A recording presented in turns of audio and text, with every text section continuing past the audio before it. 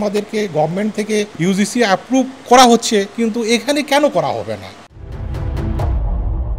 কিছু ইউনিভার্সিটি ছাড়া বাকি আমাদের অনেক ইউনিভার্সিটি আছে যেখানে আমাদের সঙ্গে বৈষম্য করা হচ্ছে আইবির মেম্বারশিপ না দেওয়ার কারণে। জব সেক্টরে হোক, প্রফেশনাল বিভিন্ন কাজের হোক, সেখানে যখন যাই তখন প্রথমে জিজ্ঞেস করে আপনার আইবির মেম্বারশিপ আছে কি না। যখন বলি যে নাই, তখন আমাদেরকে অনেক সুযোগ সুবিধা থেকে বঞ্চিত করা হয়। এবং আইবি যেটা আমাদের কাছে সুযোগ সুবিধা থেকে আরেকটা বঞ্চিত করে, আমাদের এখানে AMIEB নামে একটা প্রতিষ্ঠান আছে আইবি পরিচালিত। সেই প্রতিষ্ঠানে ক্লাস রুম নাই, শিক্ষক নাই, প্র্যাকটিক্যাল ল্যাব নাই, তারপরেও তেনাদেরকে আইবির মেম্বারশিপ দেওয়া হয়। আমরা যারা এখানে আসছি তারা প্রাইভেট এবং পাবলিক দুই ধরনের ইউনিভার্সিটি থেকেই পাস করে এইখানে আমরা আজকে আসছি। তারা আইবির মেম্বারশিপ থেকে বঞ্চিত।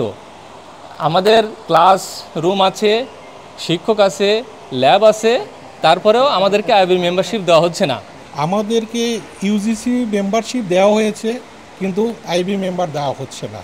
এটাই আমাদের বৈষম্য, মূল বৈষম্যটা এখানে।